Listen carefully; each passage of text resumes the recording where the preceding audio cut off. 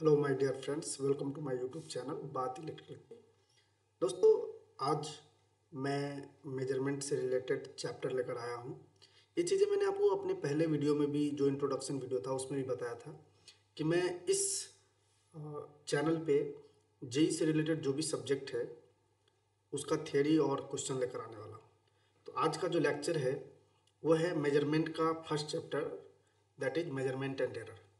तो इससे रिलेटेड आज हम थ्योरी स्टार्ट कर रहे हैं और थ्योरी के जस्ट बाद हम क्वेश्चन भी देखेंगे। ठीक है, हो सकता है ये वीडियो अगर लंबा हो जाए तो उसको छोटा करने के लिए हम जो क्वेश्चन है वो नेक्स्ट लेक्चर में लेकर आएंगे।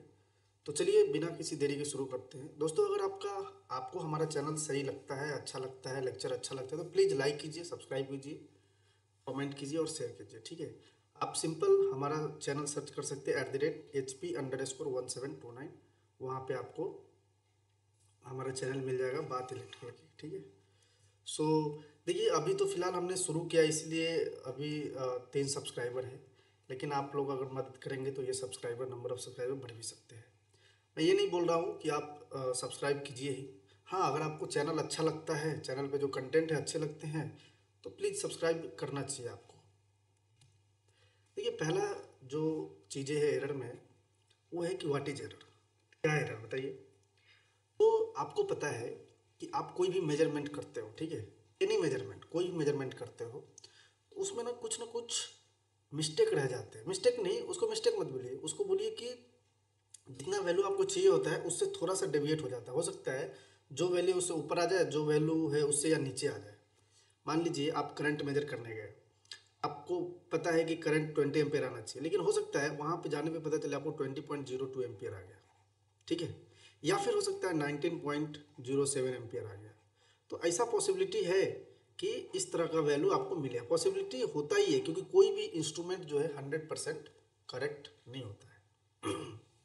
इसीलिए every measurement carries a level of uncertainty, that is called as error. ठीक है, so this error may arise in the process of और due to a mistake in the experiment. आपने कोई एक्सपेरिमेंट किया, उसमें हो सकता है कोई मिस्टेक हो, या फिर प्रोसेस में ही कोई मिस्टेक रहा हो। जो आप एक्सपेरिमेंट करते हैं उसी में कोई मिस्टेक रहा हो, या उसमें इनहेरेंट मिस्टेक हो, या आपके मिस्टेक की वजह से हो। तो कुछ ना कुछ, या तो आपका मिस्टेक हो या फिर इनहेरेंट मिस्टेक हो, कुछ भी हो सकता है। उसकी वजह से जो मेजरमेंट में जो प्रॉब्लम आता है that is called as error. ठीक है, मैंने बताया आपको कि 100% accurate measurement is not possible with any method. ये आपको समझना पड़ेगा। ठीक है, अब जैसे तराजू आप ले लो, घर पे आपके तराजू होंगे।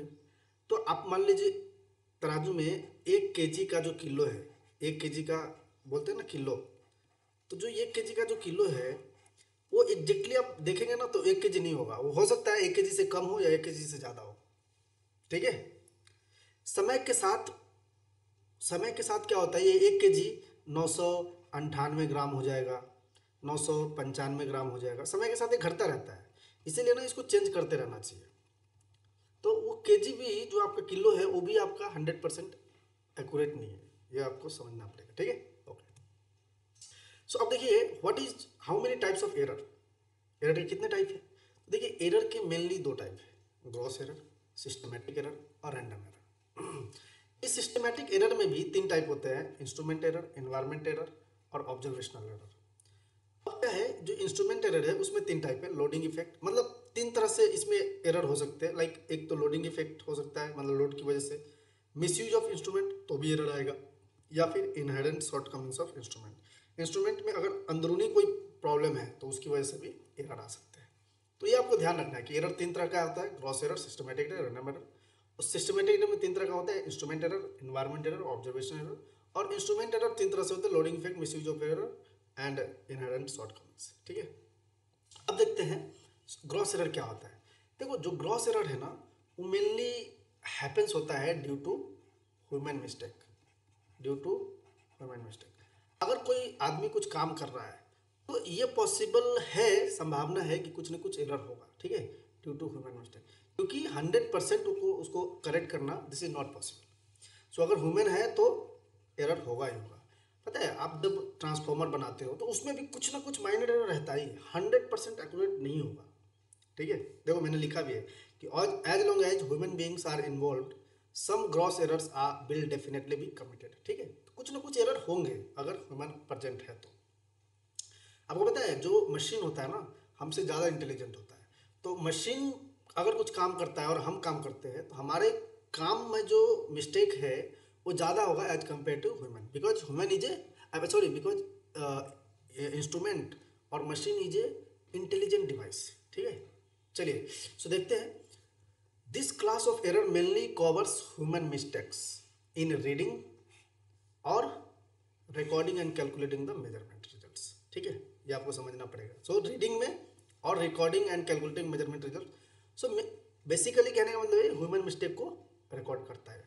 The responsibility of the mistake normally lies with the experimenter. Experimenter मतलब ह्यूमन।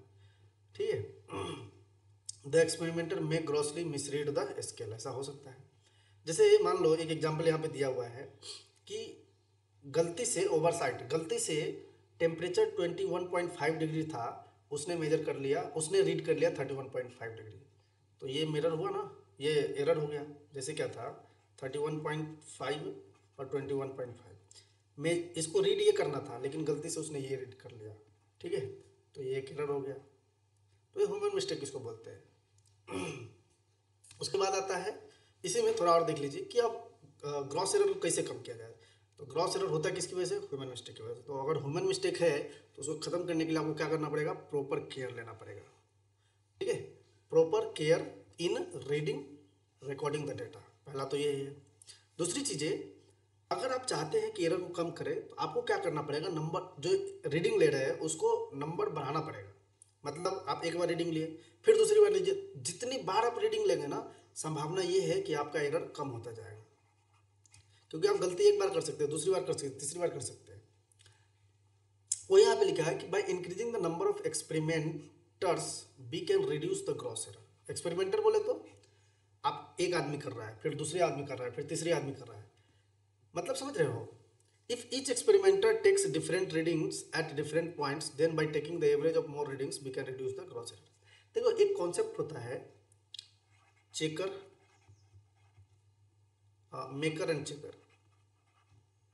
पता है क्यों होता है, देखिए जब मेकर बनाता रहता है ना कोई भी चीज़, मान लो हमने कोई पीपीटी बनाया या फिर कोई हम कुछ भी बनाए, कोई हम रिपोर्ट्स बना रहे हैं, तो मेकर जब बनाएगा ना तो एकदम फ्लो में बनाता है। पॉसिबिलिटी होता ही है कि आप गलती करेंगे, तो इसीलिए कॉन्सेप्ट एक लेकर फिर आता है कि चेकर। वो चेकर क्या करेगा, जो इसने बनाया है उसको वो चेक करेगा और गारंटी है कि चेकर को कुछ ना कुछ मिस्टेक्स मिलेंगे ही मिलेंगे। ठीक है, तो इसलिए तो इसका मतलब क्या है कि आपने क्या किया, नंबर ऑफ जो एक्सपेरिमेंटर वो बढ़ा दिया। एक बनाया, दूसरा चेक किया, फिर हो सकता है एक और भी चेक करें। आप देखेंगे ना जब कंपनी में आप काम करते हैं तो पता है कोई भी आप रिपोर्ट्स बनाते हैं तो वो रिपोर्ट सिर्फ एक आदमी बनाता है, वो दूसरे को बैठता है चेक करने के लिए, उसका बॉस, वो बॉस किसी अपने बॉस को भेजता है। तो इस तरह से मेकर चेकर चेकर इस तरह का चलता रहता है। तो उसमें क्या होता है ना, एरर की संभावनाएं कम हो जाती है एंड एक्यूरेसी बढ़ जाती है। ठीक है, तो इसीलिए इस ग्रॉस एरर को खत्म करने के लिए आपको क्या करना पड़ेगा, नंबर ऑफ एक्सपेरिमेंटर्स बढ़ाने पड़ेंगे। एक बंदे से मत करवाइए रीडिंग का, जो रीडिंग लेना है आप उसमें अलग अलग बंदों से मतलब रीडिंग लीजिए, लेवाइए, फिर हो जाएगा। ठीक है, उसके बाद आता है सिस्टमेटिक एरर। फर्स्ट हमने देखा ग्रॉस एरर, दूसरा है सिस्टमेटिक एरर। हमने सिस्टमेटिक एरर के बारे में बताया कि 3 तरह का एरर होगा, एक इंस्ट्रूमेंटल एरर, इन्वायरमेंटल एरर और ऑब्जर्वेशनल एरर। इंस्ट्रूमेंटल एरर में 3 तरह का एरर होता है, 3 तरह से एरर हो सकता है इंस्ट्रूमेंट एरर में। एक तो लोडिंग इफेक्ट होगा, मिसयूज ऑफ इंस्ट्रूमेंट और इनहेरेंट शॉर्टकमिंग्स ऑफ इंस्ट्रूमेंट। हमने इसका लिखा है, देखिए लोडिंग इफेक्ट का मतलब ये है कि इंस्ट्रूमेंट आपका जिस लोड के लिए बना हुआ है ना, आप उससे ज़्यादा लोड ज़्यादा के लिए यूज कर रहे हैं। जैसे क्या होता है, हम ट्रांसफार्मर में एक टेस्ट करते हैं मैग्नेटाइजिंग करंट मेजरमेंट टेस्ट। ठीक है, तो इसमें क्या होता है करंट जो है मिली एम्प्स में आता है। तो आप क्या करोगे ना, यहाँ पे हाई करंट रेटिंग का डिवाइस अगर यूज करोगे तो हो सकता है, होगा, हो क्या सकता, होता ही है, हाई करंट रेटिंग का आप अगर एमीटर यूज करते हो, ठीक है, तो आपका संभावना ये है कि आपको एरर ज़्यादा मिलेंगे। तो हम लोग क्या करते हैं, हाई करंट बोले तो एम्पियर 1000 एम्पियर रेटिंग का, लेकिन उसके लिए हम लोग क्या करते हैं ना, मिली एम्स का भी, ठीक है, मिली एम्स का भी एमीटर आता है। तो आप वो यूज करो तो आपको एरर कम मिलेंगे, ठीक है। तो इसीलिए लोडिंग इफेक्ट हो जाता है कि जितना के लिए आप रेटिंग जिस लोड के लिए बना है उस लोड के लिए ही आप डिवाइस को यूज कीजिए, ठीक है। आप ज़्यादा लोडिंग के लिए यूज कीजिएगा, आई मीन ज़्यादा रेटिंग का एक पर्टिकुलर लोड के लिए यूज कीजिएगा तो संभावना ये है कि एरर ज़्यादा आएगा। अभी क्या होता है, होता क्या है कि लो रेजिस्टेंस मेजरमेंट के लिए अगर आप हाई रेजिस्टेंस वोल्टमीटर यूज करेंगे तो एरर कम आएगा, ठीक है। अगर लो रेजिस्टेंस के लिए आप लो रेजिस्टेंस वोल्टमीटर यूज करेंगे तो एरर ज़्यादा आएगा। वोल्टमीटर के केस में उल्टा होता है कि high rating ammeter for milli ampere measurement then the error will be more as compare to lower rating ammeter. मतलब अगर आपको मिली एम्प्स मेजर करना है तो लोअर रेटिंग एमीटर ही यूज कीजिए, ठीक है। तो देखिए यहाँ पे लिखा है error due to improper use of instrument for measurement work, समझ गया ना। तो यही होता है लोडिंग इफेक्ट।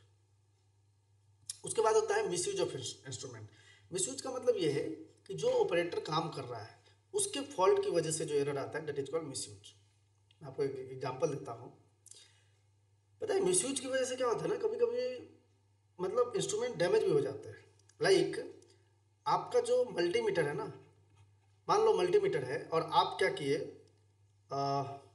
वोल्टेज मेजर कर रहे हो। तो वोल्टेज मेजर कर रहे हो तो आपको जो मल्टीमीटर का जो सेटिंग है वो V पे लगाना पड़ेगा। लेकिन कुछ लोग कभी कभी क्या करते हैं, सपोज वोल्टेज मेजर करने से पहले उसने कुछ करंट मेजर कर लिया तो उसने एमीटर पे सेटिंग रखा था। अब जब वोल्टेज मेजर करने का टाइम आया ना तो वो वोल्टेज मतलब वोल्ट मीटर पे किया ही नहीं सेटिंग, उसने एमीटर पे रहने दिया। तो क्या हो जाता है ना, इसमें आपका इंस्ट्रूमेंट डैमेज हो जाता है, ब्लास्ट कर जाता है। पता है ये मेरे साथ हुआ है। तो ये चीज़ें जो है मिसयूज ऑफ इंस्ट्रूमेंट है, आप ध्यान रखिएगा, ऐसा गलती कभी भी मत कीजिएगा।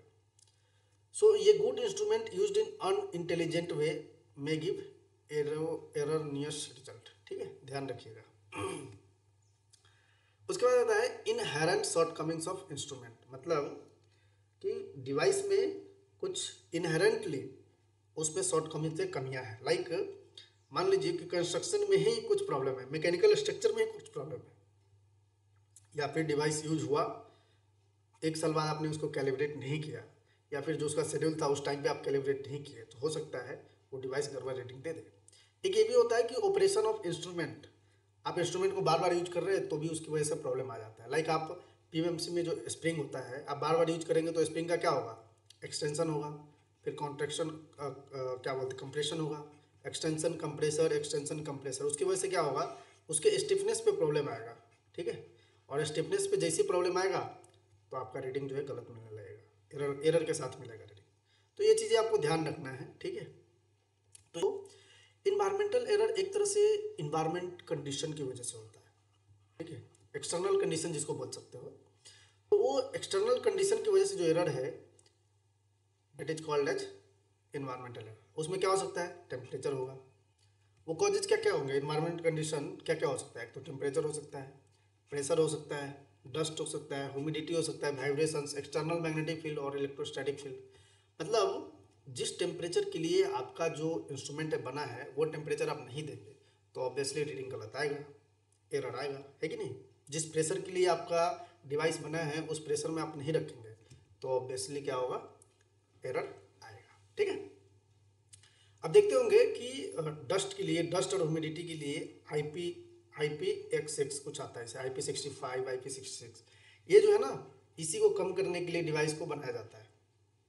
मतलब डस्ट से और ह्यूमिडिटी से बचाने के लिए हर एक डिवाइस के ऊपर IP66, IP65, IP66 इस तरह का एक रेटिंग दिया रहता है, ठीक है, नेम प्लेट पे आप देखेंगे तो ये जो है डस्ट और ह्यूमिडिटी से बचाने के लिए रहता है, समझ गए। अब उसका करेक्टिव मेजर क्या होगा अगर हम इन्वायरमेंटल एरर को खत्म करना चाहें तो सिंपल है भाई। अगर आपको टेम्परेचर से बचाना है तो आप ऐसे इन्वायरमेंट में रखो जहाँ पे टेम्परेचर कंट्रोल्ड इंक्लोजर हो, ठीक है, वहाँ पे एसी चल रहा हो, एसी उसके जो इन्वायरमेंट है उसका टेम्परेचर मेंटेन करता हो। जैसे मान लो कभी कभी क्या होता है कि रेजिस्टेंस जो है इन्वायरमेंट की टेम्परेचर की वजह से चेंज होता है, तो आप क्या करोगे, ऐसा रेजिस्टेंस में ऐसा डिवाइस ऐसा मेटल या फिर कंपोनेंट यूज करोगे जो टेम्परेचर से इंडिपेंडेंट हो, टेम्परेचर का ज़्यादा इम्पैक्ट ना पड़े। मतलब उसका जो टेम्परेचर कोफिशिएंट हो क्या होना चाहिए, लो रेजिस्टेंस टेम्परेचर कोफिशिएंट, ठीक है। ये जीरो तो होगा नहीं, कुछ ना कुछ तो टेम्परेचर कोफिशिएंट होगा ना। आपने पढ़ा होगा कि भाई आर जो होता है that is R naught into one plus alpha delta T. अब देखो अल्फा जितना कम रहेगा आर नॉट के बराबर होगा। अल्फा अगर ज़्यादा होगा, क्योंकि टेम्परेचर का तो वेरिएशन होना ही है एनवायरनमेंट की वजह से, लेकिन अल्फा अगर आपने ज़्यादा रख दिया तो आर नॉट जो है ओवरऑल करके ये बढ़ा देगा, ठीक है, ये ध्यान रखना आप। उसके बाद आता है कि ह्यूमिडिटी को ख़त्म करने के लिए क्या किया जाए, तो मैंने आपको बताया डस्ट और ह्यूमिडिटी के लिए क्या क्या किया जाता है। उसके बाद कंप्यूटेड करेक्शन अप्लाइंग, मतलब मान लो कभी कभी क्या होता है कि आपको पता है कि इसमें इतना एरर परसेंट एरर आता है, तो आप कुछ अलग से मल्टीप्लाइंग फैक्टर लगा दो, उस तरह से आप कर सकते हो, ठीक है। तो ये होता है इन्वायरमेंट एरर। उसके बाद होता है ऑब्जर्वेशनल एरर। ये सब अभी हम सिस्टमेटिक एरर भी पढ़ रहे हैं। ऑब्जर्वेशनल एरर में क्या होता है कि जैसे हम रीडिंग लेने गए और हम जो ऑब्जर्व किए उसमें जो एरर आया that is called observational error. तो उसको हम पैरेलैक्स एरर बोलते हैं। पैरालैक्स एरर बोलते हैं। देखो पैरालैक्स एरर क्या है एक्चुअली में, जैसे आप मान लो कि WTI का मीटर रीडिंग, WTI मीटर का रीडिंग लेने गए, OTI का लेने गए, तो उसमें क्या होता है ना, ये जो पॉइंटर है, देख लो पॉइंटर, तो पॉइंटर और जो रीडिंग है, जो स्केल होता है, वो एक प्लेन में नहीं होता है। तो मान लो आपने, अब क्या होगा, तो एक प्लेन में नहीं होने की वजह से क्या होगा ना, ये जो पॉइंटर है ना उसका एक शैडो बनेगा, ठीक है। तो जब आप मान लो इस साइड से देखें तो उसका आप शैडो मेजर करोगे, अच्छा शैडो इधर है, हाँ तो इधर हो गया। या इस साइड से देख रहे हो तो आप शैडो इधर मेजर आएगा, अच्छा इधर है, ठीक है। लेकिन जब आपका मान लो आपका एग्जैक्ट हाइट है, आपका हाइट इतना अच्छा है कि आप जस्ट ऊपर से चेक कर लिए, ठीक है, ये ऊपर से चेक कर लिया ऐसा, तो आपको एकदम करेक्ट पोजीशन मिलेगा। तो इस करेक्ट पोजीशन पे आपको एरर नहीं मिलेंगे। लेकिन ये जो शैडो की वजह से जो एरर है, दोनों scale and pointer are not in same plane and because of that the shadow which is being measured as a reading, ठीक है। सो उस कंडीशन में जो एरर आएगा that is called parallax error, ठीक है। सो अभी क्या किया जाता है, कभी कभी कुछ कुछ इंस्ट्रूमेंट में क्या किया जाता है कि ये जो मीटर है ना, इस मीटर में जो स्केल का जो प्लेन होता है उसमें मिरर लगाया जाता है, ठीक है, मिरर स्केल रखा जाता है। तो इसमें क्या होता है, जो यहाँ पे अगर रहेगा तो उसके जस्ट नीचे उसका मिरर बनेगा, आई मीन इमेज बनेगा, तो उससे आप पता कर सकते हो। या फिर हम कभी कभी क्या करते हैं, एक तो ये होता है कि आप मिरर स्केल यूज करो तो भी आपका मिनिमाइज पैरेलैक्स एरर हो जाएगा। दूसरी चीज़ आप क्या कर सकते हो कि स्केल, ठीक है, स्केल एंड पॉइंटर दोनों को सेम प्लेन में रख दो, ठीक है, तो भी हो जाएगा सेम प्लेन। जैसे यहाँ पे किया गया है scale and pointer are a same plane, ठीक है, तो भी एरर खत्म हो जाते हैं। सो मैंने वही चीज़ लिख दिया है, आप देख लेना एक बार। उसके बाद आता है रैंडम एरर। देखो क्या होता है,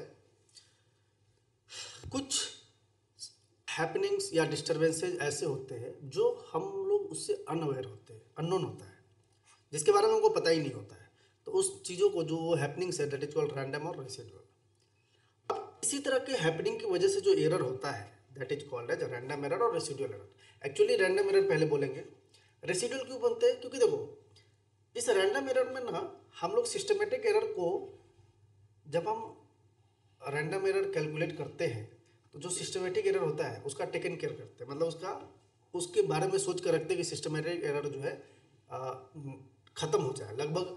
जैसे मान लो कि एक एरर आया, एरर जब आप कैलकुलेट करने गए तो उसमें आप सिस्टमेटिक एरर को ऑलरेडी हटा के रखे हो, हटा के मतलब उसका जितना भी कंडीशन है सब फुलफिल कर दिए हो, तो उस एरर में से सिस्टमेटिक एरर को हम ऑलरेडी हटा चुके हैं, तो जो एरर आता है उसको बोलते हैं रेसिडुअल एरर, ठीक है। और इसी रेसिडुअल एरर को भी हम रैंडम एरर बोलते हैं, आपको ध्यान रखना होगा। मतलब रैंडम एरर अनअवेयर हैपनिंग की वजह से होता है, अननोन हैपनिंग की वजह से होता है, समझिए। और रेसिडुअल क्यों बोलते हैं, क्योंकि उसमें हम सिस्टमेटिक एरर कंसीडर नहीं करते हैं, या फिर जब एरर कैलकुलेट करने जाते हैं तो सिस्टमेटिक एरर की जितनी भी संभावनाएं हैं, जो भी उसका कंडीशन है, सब फुलफिल करके रखते हैं। इसीलिए उसको हम लोग क्या करते हैं, रेसिडुअल, मतलब इसको हटाने के बाद जो एरर है that is called residual error and that also called as random error. देखो एरर के एक और भी टाइप होते हैं जिसको हम बोलते हैं static error and dynamic error. Static error क्या होता है, सुनो यहाँ पे, कभी कभी मान लो आपने नंबर ऑफ, मान लो कि कोई आप वाइंडिंग बना रहे हो, ठीक है, एक कोर हुआ उसमें वाइंडिंग बना रहे हो, तो हम ऐसा प्लान कर रहे थे, हमने प्लान किया था कि भाई जो नंबर ऑफ वाइंडिंग्स होगा वो 100 होगा, ठीक है, हमारा ऐसा प्लान में था, लेकिन हमने क्या किया, वो 98 या 99 ही बना पाया, ठीक है, 98 या 99 मान लो, एक्चुअल में हमने इतना ही बनाया। तो ये तो एक तरह से एरर आ जाएगा ना हमेशा के लिए, तो this is called static error. ऐसा एरर जो टाइम के साथ कभी चेंज नहीं होगा। अब नंबर ऑफ टन्स जो है वो थोड़े ना 99 से अब 100 हो जाएगा, वो आप कर ही नहीं पाओगे, क्योंकि एक बार बना दिए तो बना दिया आप, ठीक है। So this is called an static error. लेकिन डायनेमिक एरर क्या होता है, मैंने आपको बताया था कि जैसे पीएमएमसी में स्प्रिंग जो होता है ना, स्प्रिंग उसका ऑपरेशन बार बार होता है, तो उसमें क्या होता है, एक एक्सपेंशन होगा और दूसरा कंप्रेशन होगा, फिर एक्सपेंशन कंप्रेशन।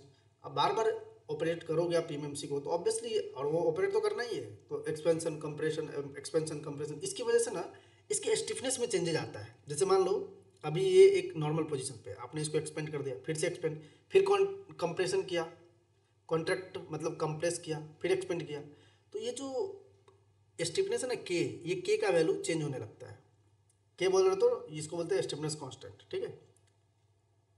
तो ये चेंज होने लगता है, और इसी को हम लोग कहते हैं that is called dynamic error, क्योंकि वो टाइम के साथ धीरे धीरे चेंज हो रहा है, फिक्स नहीं है।